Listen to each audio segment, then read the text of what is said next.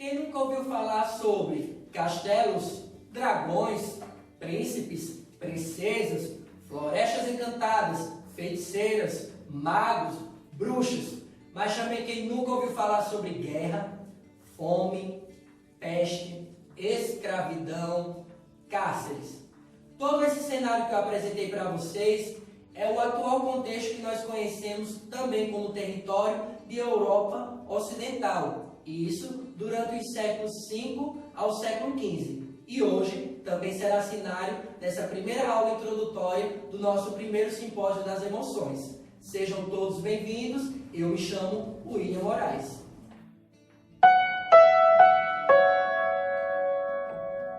O que me impede de sorrir é tudo que eu já perdi. Eu fechei os olhos e pedi para quando abrir a dor não estar aqui. Mas sei que não é fácil assim, mas vou aprender no fim. Minhas mãos se unem para que tirem do meu peito que é de ruim. E vou dizendo tudo vai ficar bem, e as minhas lágrimas vão secar. Tudo vai ficar bem, e essas feridas vão se curar. Espelho, espelho meu, como eu estou? Mas eu gostaria de fazer uma pergunta diferente. Como você está? Você olhando ao seu espelho, o espelho da vida, o espelho do seu eu, como é que você se encontra no momento? Como você se definiria nesse momento de isolamento e de quarentena, onde não só o nosso país, mas o mundo inteiro está vivenciando nos últimos meses? Bem, eu gostaria de primeiro momento falar um pouco a respeito do livro que nós escolhemos, que dá base a esse momento de evento, que foi o livro Inteligência Socioemocional, do Augusto Cury. Augusto Cury. E dentro disso, nós vamos falar sobre diversas temáticas, e aqui eu fiquei responsável em trabalhar foi a questão da síndrome predador-presa. Talvez você esteja se perguntando, e quem é você que você não se apresentou? Bem, o meu nome é William Moraes, eu faço parte dos Professores da Alegria e atualmente atuo na direção desse projeto, como também, quanto à minha formação, eu possuo um pouco mais de 2 anos dentro da área e sou graduado em História.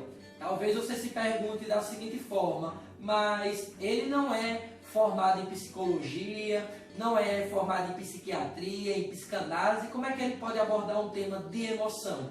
Bem, o primeiro esclarecimento que eu posso lhe passar é o seguinte: o que eu estarei trabalhando aqui com vocês não é a respeito de métodos científicos, a respeito desse tema que é trabalhado dentro dessas competências e campo da saúde, da medicina ou do conhecimento. Pelo contrário, dentro daquilo que nós trabalhamos e estudamos com Augusto Cury, por meio do seu livro, eu irei trabalhar e associar o que ele aborda no livro com aquilo que nós vivenciamos dentro da nossa prática pedagógica, do nosso convívio pessoal, familiar e profissional. Isso mesmo. Então, a primeiro momento, eu gostaria de informar o seguinte: Augusto Cury, dentro da minha área, ele vai conseguir associar um período da história que se conhece como Idade Média ou Idade das Trevas. E ele diz que em pleno século XXI, nós estamos vivenciando o período da Idade das Trevas emocionais.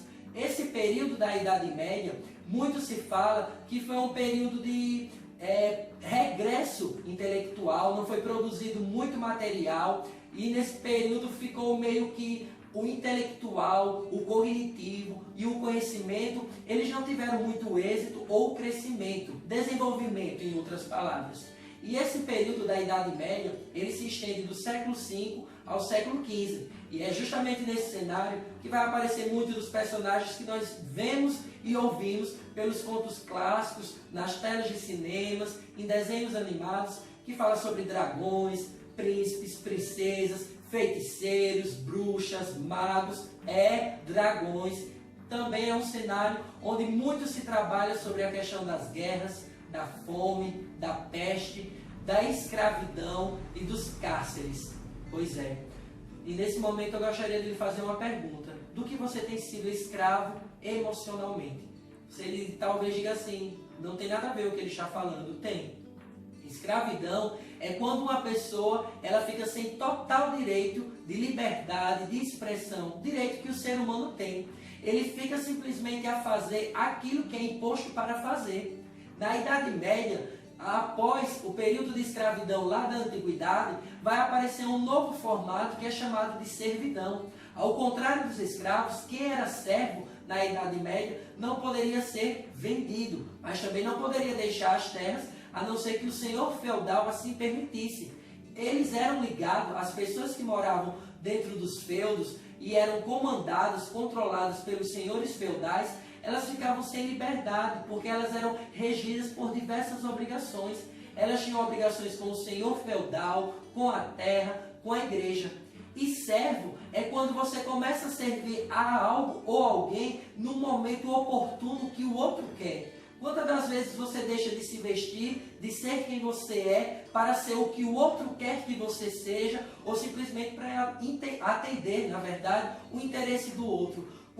Quantas e quantas vezes você acaba se vestindo não para si, mas para se apresentar e aparecer para o outro? Muitas das vezes você finge ser aquilo que você não é, porque você tem que ser socialmente, você tem que ser um professor brilhante, mas na verdade, para você, fica muito mais fácil você fingir aquilo que você não é, do que na verdade você se demonstrar que você é um ser humano, imperfeito, com falhas, com limitações, que é vulnerável sim a ter traumas, a decepções, desilusões, fracassos. Isso faz parte do nosso ser, do ser humano. Só que nós, ao contrário dos animais, nós não agimos de forma instintiva. Nós não trabalhamos e não agimos apenas por instinto. Nós somos seres racionais. Nós erramos e errar é humano. Mas permanecer no erro, não. Isso é anormal. Nós devemos trabalhar todas essas situações e principalmente nós devemos nos analisar. Se analisar como, William? Primeiramente, você tem que trabalhar as suas decepções, as suas frustrações.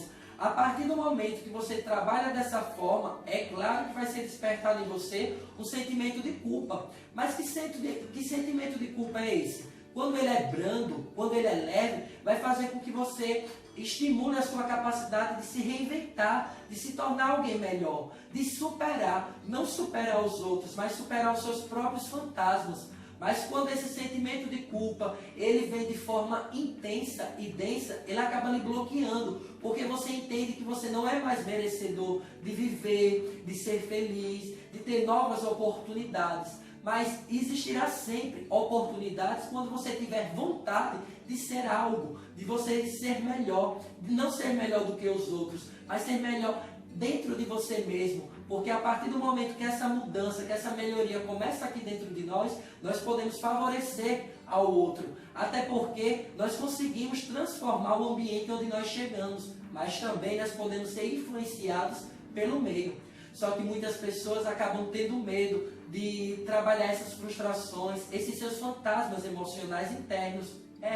Eu sei que é doloroso, o processo é doloroso, mas eu tenho certeza que para você ser feliz e para você se libertar desse cárcere emocional, vai ser necessário. E por medo de reviver a dor ou de sentir tudo novamente, muitas pessoas acabam morrendo e levando para dentro do seu sepulcro, do seu túmulo, todo aquele trauma, todo aquele sofrimento que infelizmente, tendo a oportunidade em vida, acabou não lapidando ou trabalhando ele em si. E muitas das vezes acaba contaminando o outro. E Augusto Cury ele vai falar que mentes doentias, mentes instáveis, mentes que não são realizadas, têm maior probabilidade de influenciar o outro, de formar filhos, de formar alunos, também emocionalmente doentios. Quando na verdade é o contrário, se eu sou estável emocionalmente, eu não estou dizendo, e Augusto Cury também não fala, que existe uma pessoa plena o tempo todo. Não existe. Nós somos seres humanos, nós não estamos prontos e acabados. Nós estamos num processo de construção, mas a verdade é que nós somos muito lentos para descobrir os fantasmas, os vampiros que acabam sugando a nossa capacidade de se reinventar, de criar, nossa motivação, alegria, esperança, perspectiva de futuro. É isso que acontece. Aí Augusto Cury vai falar que quando nós trabalhamos o oposto do que os vampiros desejam de nós, esses vampiros emocionais, nós acabamos formando mentes brilhantes, mentes saudáveis, mentes confiantes. É isso mesmo. Você sabia que na maioria das vezes nós, como educadores, ou também como educadores que eu não estou falando, não é apenas o professor, mas como pai, como mãe, como responsável, a gente acaba despertando no outro, na nossa criança, adolescente, jovem, o que há de pior neles, nos momentos que eles acabam nos contrariando ou nos frustrando. Mas vamos começar a fazer diferente, vamos despertar o que há de melhor neles, mesmo quando eles erram.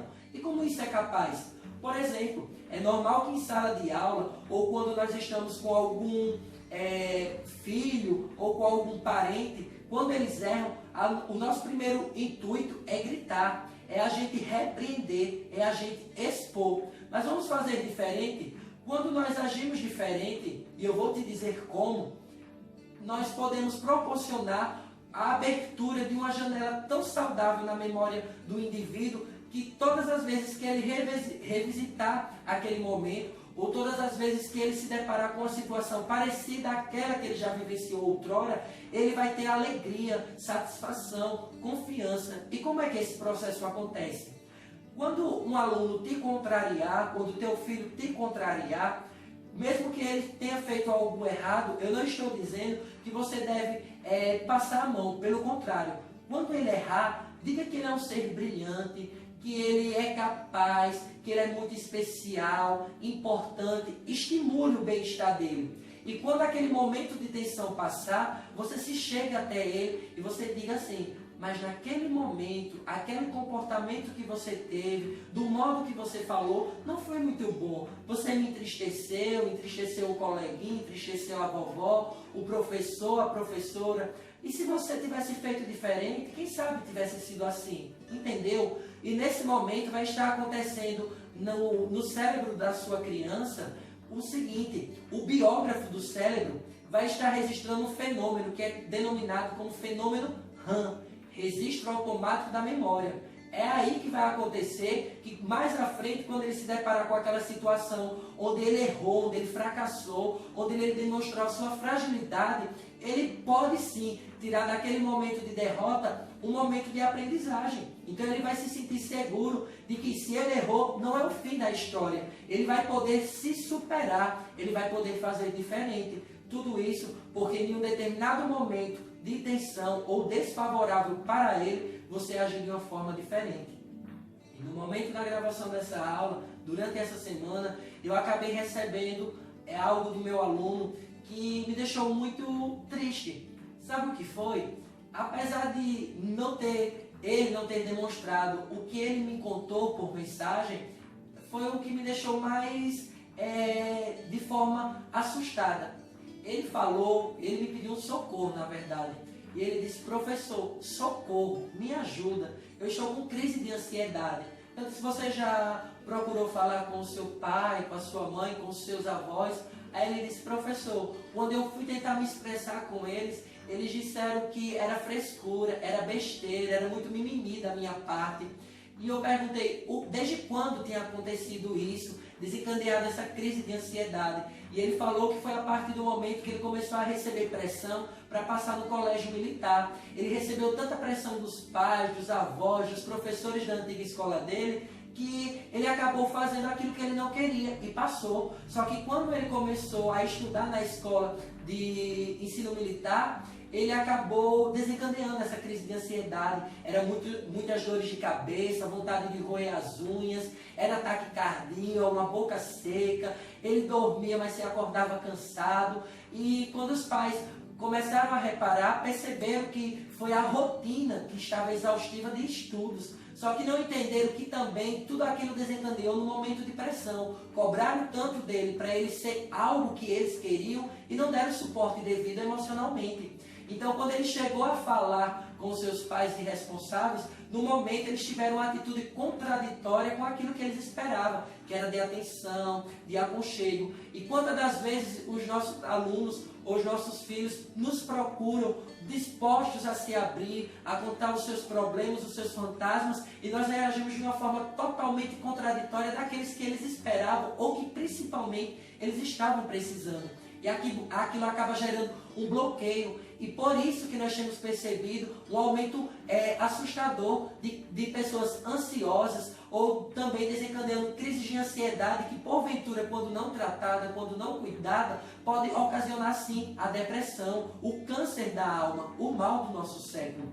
Deu para você entender o quanto a emoção está atrelada com o nosso pessoal e com o ato de nós sermos educadores, com a nossa missão de educar? Só que eu gostaria de ir um pouco mais adiante para a gente finalizar esse vídeo. Eu gostaria de falar sobre a síndrome predador-presa. Vocês sabiam que dentro dessa síndrome existe a glossofobia? Eu não entendi, professor. Bem, a glossofobia é um tipo de fobia que tem atingido 75% da população mundial atualmente. Você sabia o que significa glossofobia? É o medo de falar em público. Do mesmo jeito que existe a futurofobia, que é o medo do futuro, do que está para acontecer, existe a lodoxafobia, que palavrão grande, né? A lodoxafobia significa quando nós desenvolvemos um medo da opinião do outro, da crítica do outro. Quantas das vezes você já descobriu, ou você já conheceu, ou até mesmo você já foi uma pessoa desse tipo, como se você fosse uma mente coletiva, como se você tivesse que pensar ou acabasse pensando pelos outros, pelo que supostamente os outros estão falando de você, através de um olhar, o que o outro está lhe dizendo, quando você erra, o que supostamente os outros iriam dizer por aquele seu ato falho, e você acaba se enclausurando, criando um cárcere emocional, se prendendo e acabando desenvolvendo alguns transtornos psíquicos, como ansiedade, como agressividade, hipersensibilidade, timidez, fobia, dependência química, dependência emocional, que é quando você passa a ser feliz, quando você tem algo ou alguém, quando você está atrelado a um trabalho, a uma situação, você se sente feliz. Quando não, essa dependência emocional acaba lhe destruindo, porque você entende que você só é feliz naquela situação, ao lado daquela determinada pessoa, ou se você tiver algo. Mas a felicidade, o bem-estar, ele vai muito mais do que isso.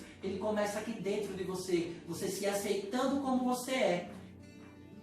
Não é doloroso você saber que discriminação, bullying, cyberbullying, difamação lhe afeta e dói no outro? Mas imagine quando você acaba se automutilando, se autodeprimindo, se autojulgando, se autoviolando. Quando você começa a cometer toda a violência, que na maioria das vezes você seria apenas vítima se o outro cometesse a você, mas você está cometendo com o seu corpo, com o seu emocional. É por isso que Augusto Cury fala que no próximo milênio terão um transtorno psíquico, desses que eu falei. É algo muito assustador. Sabe por quê? Porque na maioria das vezes nós nos preocupamos em assegurar tudo, ter seguro com tudo aquilo que nós temos, mas nós não nos preocupamos em assegurar, em proteger a nossa emoção. A emoção parece que se tornou terra de ninguém, onde qualquer um pode chegar, causar, fazer, ir embora e tudo bem. Tudo bem você sofrer, tudo bem você ficar com a mágoa, tudo bem você ficar com a frustração, e não pode acontecer isso.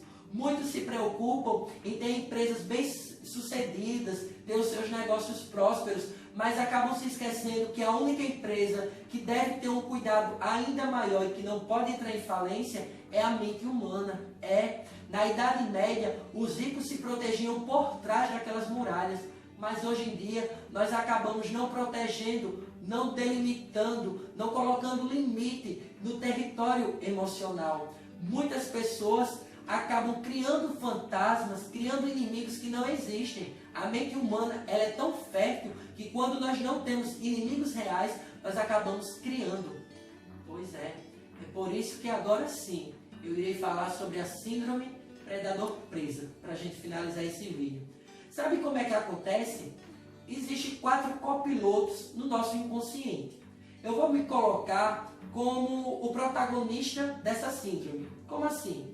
Bem, eu vou exercer a minha prática docente. Talvez seja você também.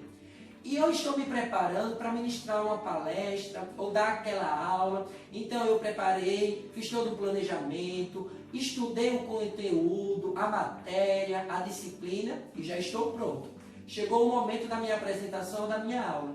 E quando eu chego no ambiente onde eu irei expressar, expor o meu conhecimento, quando eu olho para a plateia, vai acabar desencadeando em mim um fenômeno inconsciente, que é o primeiro copiloto, denominado gatilho da memória.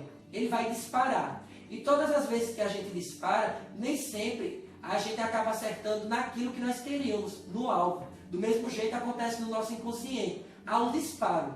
E esse disparo vai ativar o segundo copiloto. E esse segundo copiloto, ele pode ser saudável ou traumático. Quando esse segundo copiloto, que são chamados de janelas, for ativado, for atingido, vai acontecer um outro fenômeno dentro de nós. Existem dois tipos de janelas, como eu falei. A janela traumática, ou como Augusto Cury fala, a janela killer, ou a janela light, a janela saudável. E o que elas representam no nosso inconsciente?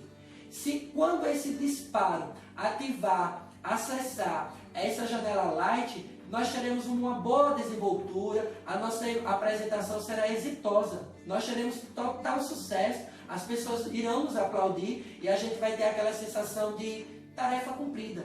Só que quando a janela que é acertada é a janela traumática, no nosso inconsciente vai acabar despertando ou revisitando um passado que a gente se frustrou diante de uma apresentação, que todo mundo estava esperando a gente expor algo, mas a gente não atendeu a expectativa alheia, ou o momento que a gente fracassou, ou o momento que a gente se sentiu tão vulnerável diante de uma situação, e isso vai ativar um terceiro copiloto, que é chamado âncora da memória. Tal como uma âncora faz com que um navio se ancore no porto, trazendo estabilidade, segurança e que ele não se movimente e não saia do lugar, essa âncora da memória vai fazer o mesmo conosco. Vai fazer com que a gente se bloqueie, fechando o circuito do nosso cérebro, o circuito cerebral. Então, por mais que a gente tenha acesso ao conhecimento, por mais que a gente tenha se preparado, vai acontecer aquele branco que a gente fala. Quem nunca passou por essa situação enquanto aluno, ou até mesmo quando está dentro de uma sala de aula com os alunos, onde a gente acaba colocando o nosso aluno para apresentar, e nem sempre, quando ele acaba tendo uma apresentação não tão agradável, é porque ele não estudou. Pelo contrário, é porque no momento da apresentação, no inconsciente dele, vai estar sendo visitado janelas. Se a janela for saudável, ele será exitoso quando estiver se expressando. Mas se for uma janela traumática, não. Vai começar a gaguejar, a suar, acaba se encostando na parede do quadro, no sentido assim de se sentir mais seguro. Começa a abaixar a visão, não consegue olhar para o seu público, não consegue olhar para o professor, para os colegas, porque ele tem medo de errar nas palavras. Ele tem medo de ser exposto pelos colegas, no momento de chacota, de ironia, de brincadeiras. Muitas das vezes tem medo da nota ser diminuída, porque o professor não gostou da apresentação. E quantas das vezes, quando o professor acaba dirigindo a pergunta para o aluno, por mais que ele tenha acabado de explicar sobre aquilo, para ele se bloqueia. É porque naquele momento está acontecendo isso dentro dele. Então é muito importante a gente entender como a emoção e como o nosso eu está envolvido em todos esses aspectos. Então, também, quando teu filho chega até você querendo expressar algo, às vezes nem consegue se expressar, às vezes tem preparado tudo para falar, mas na hora acaba se sentindo inseguro e não consegue se expressar. E você diz assim, o que é que você queria falar? E ele diz, não sei, esqueci. Você acaba dizendo, se você não falar, eu vou lhe bater. Se você não falar, você vai ficar sem isso, sem aquilo outro. Fale agora. E em vez de você estar ajudando ou criando aquele momento para que ele consiga, como é que eu posso dizer, retroceder ou acessar uma outra janela, uma outra situação favorável e confortável para ele se abrir, ele vai acabar se bloqueando. É daí que vem a crise de choro. Porque a criança, o jovem, o adolescente, ele vai querer se expressar, mas no momento de tensão, no momento de pressão, tudo se bloqueou. Por mais que ele quisesse, ele vai se sentir frustrado, incapacitado para se expressar. Tudo isso está envolvido. Aí é aí que vai acontecer o fenômeno do quarto e último copiloto, que é chamado de alto fluxo. É quando todas as janelas do conhecimento, da nossa organização por disciplina, do material que nós preparamos, elas se fecham. Em vez de elas estarem abertas para que a gente possa acessar, para enriquecer mais ainda a nossa oratória, pelo contrário, elas acabam se trancando e ali a gente não sabe o que fazer. É aí que a gente vai acabar olhando lá para a plateia, nesse caso eu, como eu me coloquei desde o início da situação, vou estar olhando para o meu público, para a plateia, e eu vou começar a enxergá-los como se fossem predadores e eu fosse a presa, porque eles estão esperando algo de mim e eu não estou conseguindo dar de volta, dar o retorno ou ser aquilo que eles estão esperando. É por isso que acontece a inibição, a frustração, é por isso que muitas pessoas se sentem incapazes, muitas pessoas acabam tendo a sua autoestima lá embaixo. Tudo isso porque em algum momento não foi trabalhado uma emoção saudável, ou porque não foi trabalhada a sua emoção, ou porque em outras experiências e vivências foram registradas nada mais nada menos do que janelas traumáticas, ao invés de ser janelas light. Deu para você entender tudo aquilo que eu queria trabalhar nesse vídeo? Então, para a gente finalizar, eu gostaria de te dizer o seguinte: atualmente, 1 milhão de pessoas acaba cometendo suicídio, infelizmente. E cerca de 10 milhões de pessoas tentam suicídio, mas felizmente não conseguem. É um número assustador. Em uma era digital, onde deveria trazer maior bem-estar para as pessoas, trazer uma maior proximidade, está ocasionando o contrário. Você que se encontra com seu filho, com algum parente, nesse momento de quarentena, de isolamento social, e você não tem dado a atenção necessária. Muitos nesse exato momento assistindo a essa aula, ou você que está assistindo, tem passado ou tem causado isso no outro. Você tem deixado ele isolado, mesmo em meio à multidão, mesmo em meio ao ciclo familiar, ele não tem se sentido acolhido. Vamos rever toda essa situação, tá? Certa vez, quando eu estava estudando esse assunto, eu lembrei de um ditado. Preste muita atenção no que eu vou falar. Existe um ditado que diz que quem bate, esquece, e quem apanha, lembra. Não é assim? Mas nesse momento eu gostaria que você fizesse o contrário. Eu gostaria que, se você apanhou, se você foi vítima de alguma situação, você esqueça. Você já foi ferido demais. Então você não pode carregar sobre si, além da marca de algo que alguém lhe causou, você carregar a culpa que era o outro que deveria estar levando.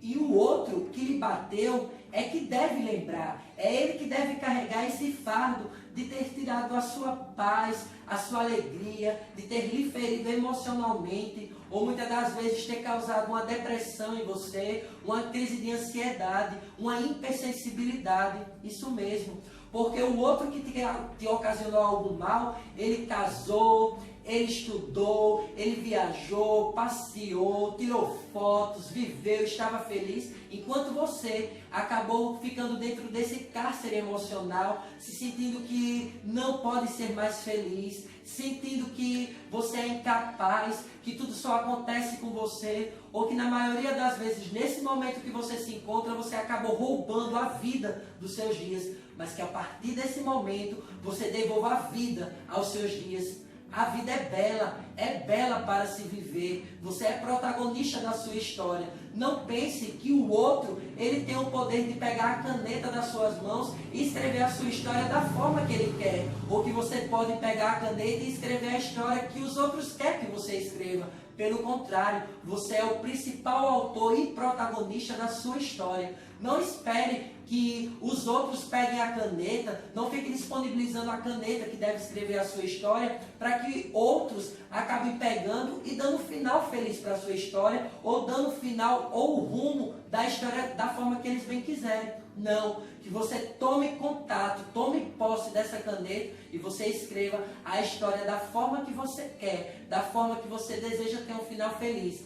errando, fracassando, se frustrando, entristecendo, mas você vai aprendendo. De tudo tire um aprendizado. E eu tenho certeza que talvez o final da história que você vai ter não é aquele que os outros estão esperando ou que os outros queriam que você desse a eles, mas é o final da história que você merece e que você escreveu. Que a partir deste momento você seja protagonista da sua história e que nesses momentos que acontecer essa situação da síndrome predador-presa, você se lembre e tente registrar em si, através das vivências, muitas janelas saudáveis, que o biógrafo do seu cérebro possa registrar momentos onde você possa visitar e revisitar com alegria, com plenitude, com confiança, com certeza, com convicção, com esperança. É isso que nós, professores da alegria, desejamos para você, que você seja o escritor da sua história, que você seja o protagonista. E eu estou muito ansioso para ver o final da história que você vai dar a si mesmo. Vamos, a partir desse momento, trocar "era uma vez" por "agora é a minha vez". O teu passado passou, o nome já está falando. Tome o teu presente e construa o teu futuro e se aproprie, que é agora a sua vez de viver, vivenciar, ser feliz e escrever a história da forma que você quer. Você é livre, você pode, você é capaz. Até a próxima. Muito obrigado por toda a atenção.